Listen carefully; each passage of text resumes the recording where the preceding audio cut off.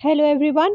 आज हम class 9th economics का फर्स्ट चैप्टर पढ़ने जा रहे हैं जिसका नाम है the story of a village Palampur. So in this chapter Palampur is a hypothetical village जहाँ पर farming is the main production activity.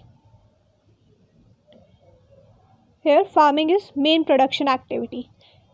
Other than this, people are also engaged in small scale manufacturing, dairy, transport, etc. जब भी हम किसी भी production की बात करते हैं so the most basic requirement is the resources that we need for production. तो यहाँ पर जो भी रिसोर्सेज यूज़ होते हैं उन्हें कैटेगराइज किया गया है as natural resources, human made resources, human effort and money. अब हम समझते हैं the general condition of Palampur, the social condition and the resources and infrastructure available here. तो यहाँ हम देखते हैं कि Palampur is connected to nearby towns and villages through all weather roads where various modes of transportation are available. यहाँ पालमपुर शाहगंज और रायगंज जैसे towns और विलेजेस से कनेक्टेड है and various modes of transportation भी यहाँ पर हैं। Other than this here 450 families reside, out of which 80 upper caste families own majority of land. So we can see that there is some kind of disparity in the distribution of resources here. The upper caste families own the majority of land. यहाँ ये जो upper caste families हैं इनके घर भी BRICS और cement plastering से बने हुए हैं। इट मीन्स दीज आर पक्का हाउसेस। 1/3 जो पॉपुलेशन है वो कंप्राइज करती है दलित्स की, जो कि एक कॉर्नर ऑफ विलेज में रहते हैं और इनके हाउसेस काफ़ी स्मॉल हैं और मड और स्ट्रॉ से बने हुए हैं। अब हमें यहाँ ये भी बताया जा रहा है कि Palampur has good electricity connection और अच्छे इलेक्ट्रिसिटी कनेक्शन होने की वजह से यहाँ ट्यूबवेल्स भी ऑपरेट करते हैं जिनसे फील्ड्स को इरिगेट किया जाता है और ये स्मॉल बिजनेसेस ऑपरेट करने में भी हेल्प करते हैं। Palampur has 2 primary schools and 1 high school and a primary health care centre and a private dispensary. तो हम यहाँ अगर सारी इंफ्रास्ट्रक्चर फैसिलिटीज़ को सम अप करें तो हम यहाँ कह सकते हैं कि there is a well developed system of roads, transport, electricity, irrigation, schools and health care. ये सारे बेसिक इंफ्रास्ट्रक्चरल फैसिलिटीज़ होती हैं जो कि प्रोडक्शन को सपोर्ट करने के लिए बहुत नेसेसरी होती हैं।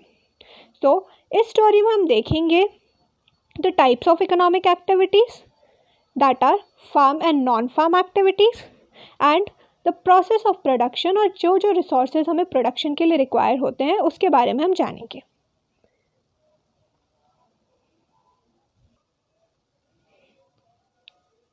So let's start with the first topic, that is organization of production. Now production is a process of producing those goods and services that we want to consume.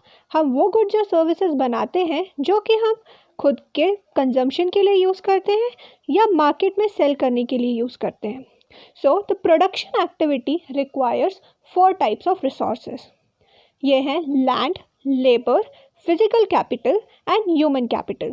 तो पहले देखते हैं लैंड क्या है। Land and all other natural resources like water, minerals, forest etcetera come under the category of land. The second requirement is labour. जो भी लोग काम करना चाहते हैं they come under the category of labour. Some production activities में हमें educated और स्किल्ड लेबर की ज़रूरत होती है और कुछ प्रोडक्शन एक्टिविटीज़ जिसमें मैनुअल वर्क इन्वॉल्व होता है उसमें हमें अनस्किल्ड लेबर की ज़रूरत होती है। सो हमें प्रोडक्शन एक्टिविटीज़ के लिए अपनी रिक्वायरमेंट के अकॉर्डिंग लेबर ढूंढना होता है। अब ये जो लेबर होता है इनके पर्क्स और पे स्केल्स भी बहुत डिफरेंट होते हैं, जैसे कि educated and skilled labours are paid very higher than the other manual workers. अब जो थर्ड रिक्वायरमेंट है हमारी वो है physical capital. The physical capital includes all the variety of inputs that are required at every stage of production. Different stages of production में जो भी हमें इनपुट्स जैसे कि मशीन्स, रॉ मटेरियल्स, जो भी हमें रिक्वायरमेंट्स होते हैं वो सब फिजिकल कैपिटल के अंडर आते हैं. फिजिकल कैपिटल दो टाइप्स का होता है, fixed capital and working capital. तो ये जो फिक्स्ड कैपिटल होता है उसमें इंक्लूडेड होते हैं tools, machines, buildings. These are called fixed capitals because these can be used again and again काफ़ी लंबे टाइम के लिए, over many years we can say. And these machines, buildings can be very sophisticated and very simple too. The next requirement is working capital. Working capital में क्या क्या include होता है वो है रॉ मटेरियल्स और मनी इन हैंड. अब हमें यहाँ पे दो एग्जाम्पल्स दिए गए हैं रॉ मटेरियल के, जैसे कि यार्न और thread that is used by a weaver, और जो क्ले यूज़ की जाती है पॉटर्स के द्वारा. Okay, and then money is also used in the process of production. काफ़ी सारे जो पेमेंट्स हमें करने पड़ते हैं जैसे expenses of labour, rent etcetera, उसके लिए. These are called working capital because these are required on a continuous basis for production, or these are used completely in the process of production. अब हमारे पास एक फोर्थ रिक्वायरमेंट भी होती है. तो fourth requirement is human capital. Human capital हमें वो knowledge और एंटरप्राइज प्रोवाइड करता है जिसकी वजह से हम लैंड, लेबर, फिजिकल कैपिटल को कंबाइन कर सकते हैं प्रोडक्शन के लिए.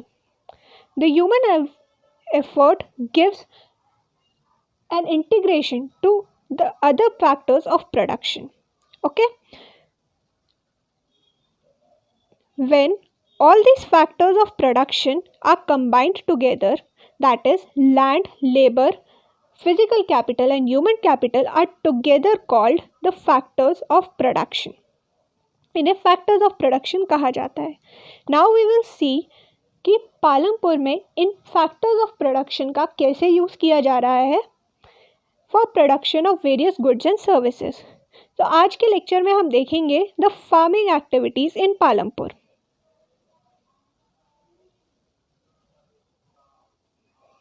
सो when we talk about farming activities we are first told about land. तो लैंड जो है पालमपुर में वो एक फिक्स्ड कैपिटल है जो एक कैपेसिटी के आगे और एक्सटेंड नहीं किया जा सकता. So farming is the main production activity in Palampur as we all know. Now 75% of people are dependent on farming. There could be farmers as well as labourers, since कुछ लोग हैं जो लैंडलेस हैं और कुछ जो लैंड ओनर्स हैं. So these both constitute 75% of people जो कि फार्मिंग में engaged है डायरेक्टली और इनडायरेक्टली. अब इन लोगों का लाइवलीहुड्स और वेल बीइंग काफ़ी क्लोजली रिलेटेड होता है फार्म प्रोडक्शन से. बट हमें ये पता है कि since land is a fixed resource, एक कैपेसिटी के आगे उसे और एक्सटेंड नहीं किया जा सकता, तो यहाँ का प्रोडक्शन है उसको बढ़ाने में प्रॉब्लम आता है. Since 1960s, पालमपुर में there has been no extension of land. जितना कैपेसिटी था लैंड का, हमें ये बताने की कोशिश किया जा रही है कि जितना भी कैपेसिटी है लैंड का वो पूरी तरह से यूज़ कर दिया गया है. जो वेस्ट लैंड्स थे विलेज में वो भी कन्वर्ट कर दिए गए हैं कल्टिवेबल लैंड में. अब there is no further scope to bring more land under cultivation. अब हमें स्टैंडर्ड यूनिट बताई जा रही है measuring land and it is hectare. Local terms में बीघा और गुंथा में भी लैंड का मेजरमेंट किया जाता है. अब जब हमें पता है कि लैंड एक लिमिटेड रिसोर्स है तो हमें अपना कल्टीवेशन और प्रोडक्शन बढ़ाने के लिए कुछ और मेथड्स का यूज़ करना पड़ता है. So let's see how this is dealt in Palampur. तो is there any other way to grow more from the same land. तो हमें पहले बताया जा रहा है कि पालमपुर जो फैसिलिटीज़, रिसोर्सेज, इंफ्रास्ट्रक्चर है और जो एरिया है पालमपुर वो वेस्टर्न यूपी से बहुत कुछ रिजेंबल करता है. तो जो भी लैंड है पालमपुर में वो पूरी तरह से कल्टिवेटेड किया गया है. During rainy season, that is also called the Kharif season, farmers grow jawar and bajra. These are used to as cattle feed, and in October and December, potato is grown. During the winter season, that is also called Rabi season, wheat is produced. अब now whatever production is done, पहले farmers उसका एक part अपने खुद के consumption के लिए रखते हैं और अपनी फैमिली के लिए रखते हैं, और उसके बाद जो भी सरप्लस होता है वो रायगंज के मार्केट में सोल्ड किया जाता है. Other than this, a part of land area is also devoted to cultivation of sugar cane. Sugar cane is harvested once in every year, और शुगर केन जो जैगरी इंडस्ट्री होती है, जो गुड़ की इंडस्ट्री होती है, उसके लिए एक रॉ मटेरियल होता है. तो जब ये जैगरी में कन्वर्ट किया जाता है शुगर केन को, उसको सेल किया जाता है शाहपुर के ट्रेडर्स को. अब हमें ये बताया जा रहा है कि कैसे जो पालमपुर के फार्मर्स हैं वो 3 क्रॉप्स ग्रो कर पा रहे हैं एक ईयर में. इसका बेसिक रीज़न है well developed system of irrigation. जो इलेक्ट्रिसिटी थी उसकी वजह से जो ट्यूबवेल्स ऑपरेट हो रहे हैं उन्हें पर्शियन व्हील और टर्बाइंस से रिप्लेस कर दिया गया है. तो अब जो ट्यूबवेल्स हैं उनकी वजह से जो हमारा इरिगेशन है वो काफ़ी हद तक बढ़ चुका है. Now larger area of land can be cultivated very effectively with the help of tube wells. हमें यहाँ बताया जा रहा है कि the area of 200 hectares was irrigated in by mid 1970s. But हमें ये भी ध्यान रखना होगा कि इंडिया के सारे एरियाज़ में ऐसा कल्टीवेशन नहीं हो पाता है, क्योंकि जो रिवराइन प्लेन्स हैं और जो कोस्टल एरियाज़ हैं वो इरीगेट हो जाते हैं, पर जो प्लेट्यूज, जो कंपेरेटिवली ड्राई एरियाज़ होते हैं, उन्हें कल्टीवेट करना बहुत डिफ़िकल्ट होता है, क्योंकि वहाँ ये मेथड्स ऑफ इरीगेशन यूज़ नहीं किए जा सकते.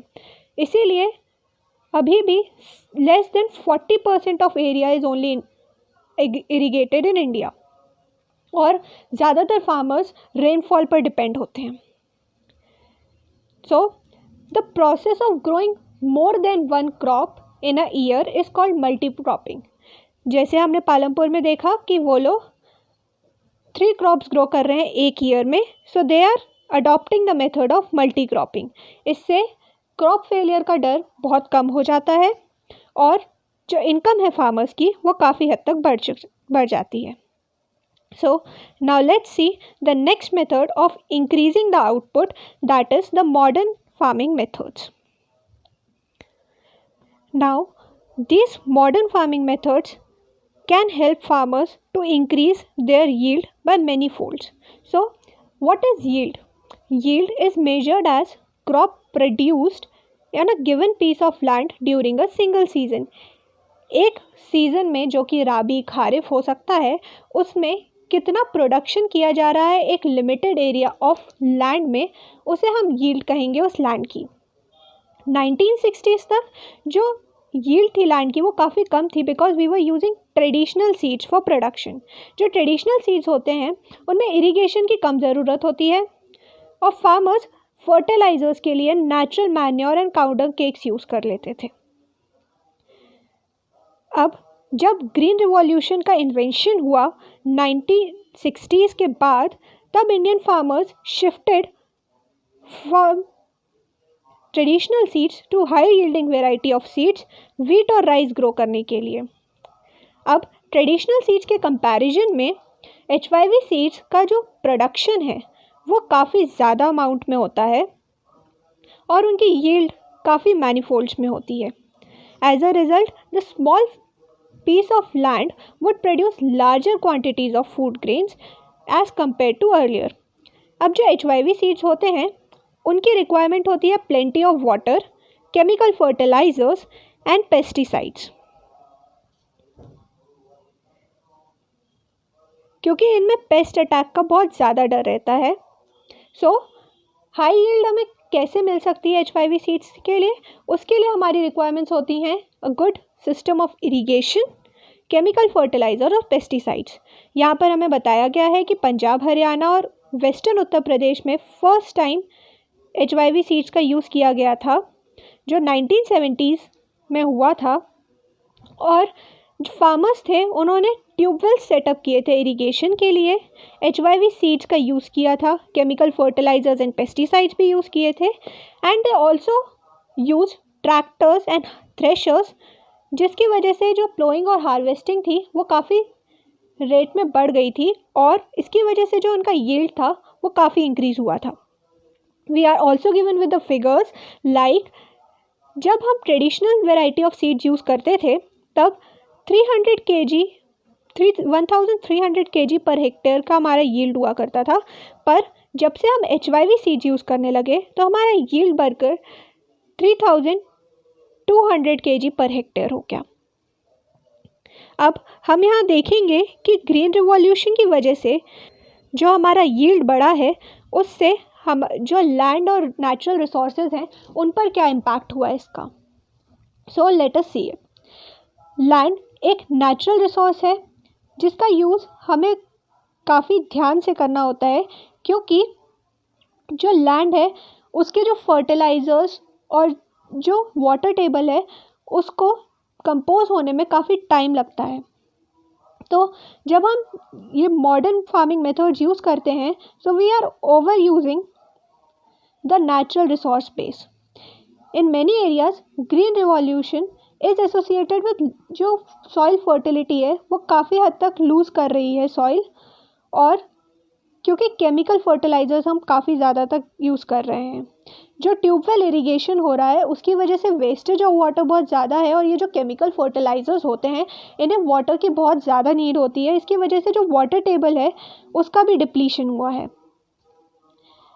Environmental resources like soil fertility and ground water बहुत सालों में डेवलप हो पाते हैं, और एक बार उन्हें वो डिस्ट्रॉय हो गए तो काफ़ी ईयर्स तक उन्हें रिस्टोर करना बहुत डिफ़िकल्ट हो जाता है। अब हमें कैसे सॉइल ये जो केमिकल फर्टिलाइजर्स है सॉइल फर्टिलिटी और वाटर रिसोर्सेज को पल्यूट करते हैं यह हमें बताया गया है। So let's see that chemical fertilizers provide minerals which dissolve in water and immediately are available to plants. And when जब भी हम ये केमिकल फर्टिलाइजर्स यूज़ करते हैं तो हम इनको वाटर के साथ मिक्स करते हैं और इसके बाद हम सॉइल में इनको देते हैं, बट जब ये सॉइल से निकलते हैं so these pollute the ground water, rivers and lakes. Chemical fertilizers जो बैक्टीरिया और माइक्रो ऑर्गेनिजम्स प्रेजेंट होते हैं सॉइल में जो सॉइल को फर्टाइल बनाते हैं उनको भी मार देते हैं। इसकी वजह से जैसे जैसे हम इनका यूज़ इंक्रीज़ करते जाते हैं वैसे वैसे जो सॉइल की फर्टिलिटी होती है वो डिक्रीज़ होती जाती है, और हमें ज़्यादा से ज़्यादा फर्टिलाइजर्स यूज़ करने पड़ते हैं अपना प्रोडक्शन इंक्रीज़ करने के लिए। यहाँ हमें पंजाब का एग्जाम्पल दिया गया है जहाँ केमिकल फर्टिलाइजर्स के यूज़ से जो लैंड है वो काफ़ी हद तक डिग्रेड हो गई थी, और अब फार्मर्स फोर्स्ड हैं ज़्यादा से ज़्यादा फर्टिलाइजर्स यूज़ करने के लिए उनकी यील्ड बढ़ाने के लिए। अब हम ये देखते हैं कि जो लैंड है पालमपुर में वो कैसे डिस्ट्रीब्यूटेड है।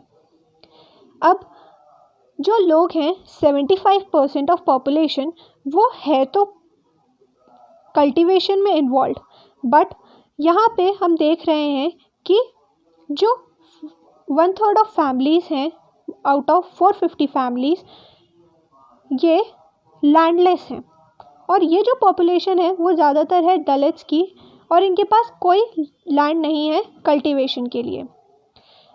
एज अगेंस्ट टू दिस जो और लोग हैं जैसे कि हम बात करते हैं जो 240 फैमिलीज़ हैं वो सिर्फ 2 हेक्टेयर्स लैंड में सर्वाइव कर रही हैं, उनके पास जो लैंड एरिया है वो 2 हेक्टेयर्स से भी कम है। As against to this 60 families जो मीडियम और लार्ज फार्मर्स की है उनके पास लैंड एरिया 2 हेक्टेयर्स से ज़्यादा है, और कुछ फैमिलीज़ ऐसी भी हैं जिनके पास 10 हेक्टेयर्स से ज़्यादा लैंड एरिया है। सो वी कैन सी कि यहाँ पर जो डिस्ट्रीब्यूशन ऑफ लैंड है वो काफ़ी ज़्यादा अनइक्वल है। अब हमें यहाँ पर गोविंद जो कि एक स्मॉल फार्मर है उसकी स्टोरी दी गई है कि गोविंद के पास 2.25 हेक्टेयर्स ऑफ लैंड था जो कि अनइरिगेटेड था। अब गोविंद के 3 सन्स हैं जो कि उनकी फैमिली बड़ी होने की वजह से उनके लिए जो स्टैंडर्ड ऑफ लिविंग है बेसिक वो मेंटेन करना डिफ़िकल्ट है, और गोविंद अपनी बफेलो के मिल्क पर भी डिपेंडेंट है अपनी फैमिली इनकम के लिए। अब गोविंद की डेथ के बाद जो उनका लैंड एरिया था वो उनके 3 सन्स के बीच में डिवाइड कर दिया गया और each sun got 0.75 hectares of land. अब ये जो लैंड एरिया है वो काफ़ी कम हो गया है और हमें पता चलेगा कि जैसे जैसे लैंड एरिया हमारा कम होता जाता है वैसे वैसे कल्टीवेशन जो पहले था उससे काफ़ी कम हो जाता है। सो अब गोविंद के सन्स के पास काफ़ी लिमिटेड सोर्स ऑफ इनकम है और उनका जो स्टैंडर्ड ऑफ लिविंग है वो और कम हो गया है। अब ये तो हो गया हमारा जो फर्स्ट रिसोर्स है दैट इज़ लैंड, उसके बारे में। Now we will see the second resource that is labour.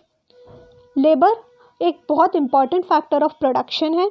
यहाँ हमें बताया जा रहा है कि अब जो स्मॉल फार्मर्स हैं वो अपने फील्ड्स को कल्टीवेट खुद ही करते हैं। They provide self labour in their fields, but जो लार्ज फार्मर्स हैं वो फार्म लेबरर्स पर डिपेंडेंट होते हैं अपने फील्ड को कल्टीवेट करने के लिए। अब यहाँ पर हमें बताया जा रहा है कि जो फार्म लेबरर्स हैं वो जब ये बड़े लैंड ओनर्स का फील्ड कल्टीवेट करते हैं तब उन्हें उसके लिए वेज पेमेंट किया जाता है और उन्हें कभी कभी क्रॉप का एक शेयर दिया जाता है एज देयर इनकम। लेबर्स को मील्स भी कभी कभी दी जाते हैं। अब ये जो वेजेस हैं लेबर्स के वो काफ़ी हद तक डिपेंड करते हैं कि वो कौन से रीजन में हैं, कौन से क्रॉप्स ग्रो कर रहे हैं और किस पीरियड ऑफ टाइम के लिए वो एंगेज्ड हैं।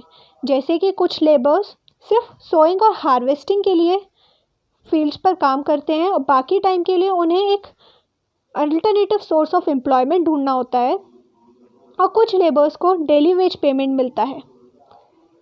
अब हमें एक केस दिया गया है जिसमें दाला एक लैंडलेस लेबर है जिसको डेली वेजेस पर काम करना होता है बड़े फार्मर्स के लैंड एरिया पर। अब जो गवर्नमेंट के द्वारा प्रिस्क्राइब किया हुआ मिनिमम वेज है for labour is ₹300 per day, पर दाला गेट्स ओनली ₹160। अब ऐसा क्यों है? क्योंकि यहाँ पर जब हम लेबर की बात करते हैं वो काफ़ी अबंडेंस में हमारे पास अवेलेबल है और जो हमारे पास वर्क है वो काफ़ी लिमिटेड है। इसकी वजह से बहुत हाई कंपटीशन होता है वर्क के लिए अमंग फार्म लेबरर्स और इसकी वजह से लोग हैं वो कम वेजेस पर वर्क करने के लिए एग्री कर जाते हैं। इसीलिए दाला और रामकली जो बहुत पुअर हैं उनके जो स्टैंडर्ड ऑफ लिविंग है वो हमेशा कम ही रह जाता है। Now we will talk about another very important factor of production that is capital. Capital हमें एक्सप्लेन करने के लिए इन्होंने 2 केस दे रखे हैं जिसमें हम स्मॉल फार्मर्स के बारे में डिस्कस करेंगे और उसके बाद हम लार्ज फार्मर्स के बारे में डिस्कस करेंगे। सो let's C. Farming methods require great deal of capital farmers so that farmers need more money to cultivate their lands। तो जो स्मॉल फार्मर्स हैं वो ज़्यादातर बोरोइंग्स और लोन्स पर डिपेंडेंट रहते हैं कैपिटल अरेंज करने के लिए। They borrow from money lenders, traders जिनको वो इनपुट सप्लाई करते हैं और जो लार्ज फार्मर्स हैं विलेज के उनसे। पर जो ये सोर्सेज ऑफ लोन हैं ये सारे इनफॉर्मल सोर्सेज हैं और इन सोर्सेज में लोन देने पर जो लोग हैं वो काफ़ी ज़्यादा high rate of interest charge करते हैं as compare to formal sectors और बैंक्स जिन्हें हम कह सकते हैं, और इन्हें काफ़ी प्रेशराइज किया जाता है लोन्स रीपे करने के लिए। सविता जो कि एक स्मॉल फार्मर है वो प्लान करती है अपना फील्ड कल्टीवेट करने के लिए और वो उसमें वीट उगाना चाहती हैं और उनका जो लैंड एरिया है वो 1 हेक्टेयर है। इसके अलावा उन्हें अपनी फील्ड के लिए सीड्स, फर्टिलाइज़र्स, पेस्टिसाइड्स चाहिए और उन्हें कैश चाहिए ताकि वो वाटर ख़रीद सकें और अपने जो फार्म इंस्ट्रूमेंट्स हैं उन्हें रिपेयर करवा सकें।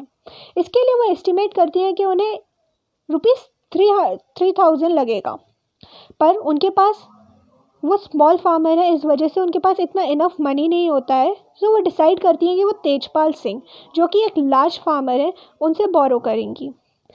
अब तेजपाल सिंह उन्हें लोन तो दे देते हैं, पर जो इंटरेस्ट रेट वो जो उनसे चार्ज करते हैं वो काफ़ी हाई है, जो कि 24% 4 मंथ्स के लिए है।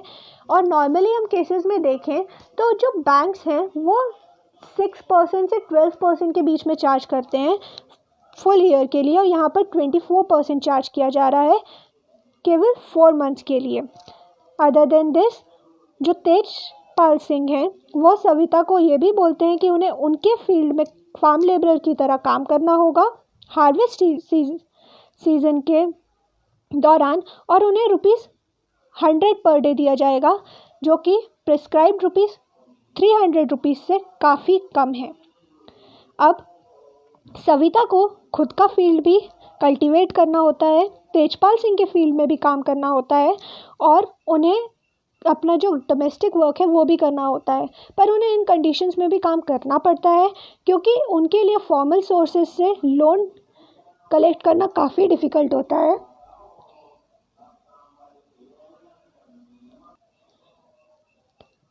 क्योंकि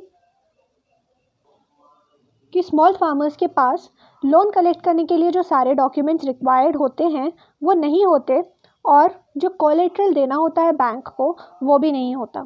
now we will see the case of big farmers. अब जो लार्ज फार्मर्स हैं यहाँ के, उनको बोरोइंग्स करने की ज़रूरत नहीं होती, क्योंकि वो कैपिटल जब भी उनको ज़रूरत होती है वो वहाँ से अरेंज कर सकते हैं, क्योंकि उनके पास काफ़ी सारी सेविंग्स होती हैं, क्योंकि उनका जो सरप्लस प्रोडक्शन होता है वो काफ़ी ज़्यादा होता है। Let's see this in the next section. Now the sale of surplus farm products. अब जो लार्ज फार्मर्स हैं उनके पास, उन्होंने सपोज कीजिए वीट प्रोड्यूस किया अपने लैंड में। अब जो वीट हार्वेस्ट हुआ उसमें से एक शेयर उन्होंने अपने लिए रख लिया जो उनकी फैमिली कंज्यूम करेगी, और जो बाकी सरप्लस वीट है वो पास के विलेजेस में और टाउन्स में सेल कर देते हैं ट्रेडर्स को, जो कि मार्केट में मिलता है हमें। अब जो स्मॉल फार्मर्स है सविता और गोविंद, उनके पास तो काफ़ी कम सरप्लस होता है, क्योंकि उनका जो प्रोडक्शन होता है वो ही काफ़ी कम होता है, तो वो ज़्यादातर अपनी सेविंग्स नहीं कर पाते हैं। एज अगेंस्ट टू दिस, जो लार्ज फार्मर्स होते हैं उनके पास सरप्लस काफ़ी ज़्यादा होता है और वो उसे आसानी से सेल कर पाते हैं। यह हमें एक्सप्लेन किया गया है एक एग्जाम्पल के थ्रू, जो कि तेजपाल सिंह का है, जो कि एक बिग फार्मर्स है एज वी ऑल नो। तो जो तेजपाल सिंह हैं उनका जो सरप्लस प्रोडक्शन है वो है 350 क्विंटल्स ऑफ वीट। अब वो एक रायगंज के मार्केट में उसे सेल करते हैं और उनकी अर्निंग्स काफ़ी अच्छी हैं उससे। अब जो मनी उन्होंने लास्ट ईयर अर्न किया था उसमें से उन्होंने काफ़ी सारा मनी उनके बैंक अकाउंट में सेव किया था। अब वो कैसे प्लान करते हैं इस मनी का यूज़ करना वो हम देखेंगे। तो ज़्यादातर जो मनी है वो स्मॉल फार्मर्स को देने में यूज़ करते हैं एज लोन, जिससे वो काफ़ी ज़्यादा इंटरेस्ट चार्ज करते हैं, और जो लास्ट सीज़न की इनकी सेविंग्स होती हैं वो इस सीज़न के वर्किंग कैपिटल में यूज़ हो जाती हैं। तेजपाल सिंह कि जब अर्निंग्स ज़्यादा होती हैं तो वो नेक्स्ट ईयर एक ट्रैक्टर परचेज़ करने का प्लान करते हैं। जैसे तेजपाल सिंह का हमें केस दिया गया है, वैसे ही काफ़ी सारे मीडियम और लार्ज फार्मर्स अपने सरप्लस फार्म प्रोडक्ट्स को सेल कर देते हैं और उनकी अर्निंग्स वो कैपिटल गुड्स और वर्किंग कैपिटल को एक्वायर करने में यूज़ करते हैं। वो काफ़ी सारा लाइफ स्टॉक जैसे कैटल, गोट्स वगैरह भी अपनी इनकम इंक्रीज़ करने के लिए परचेस कर सकते हैं, और वो ट्रक्स और शॉप्स भी सेटअप करते हैं as alternative sources of income. So जैसा हमने देखा कि यहाँ पर जो सोर्सेज ऑफ इनकम हैं वो एक है, पर जो इनकम अर्न कर पा रहे हैं स्मॉल फार्मर्स और बिग फार्मर्स उसमें काफ़ी बड़ा गैप है।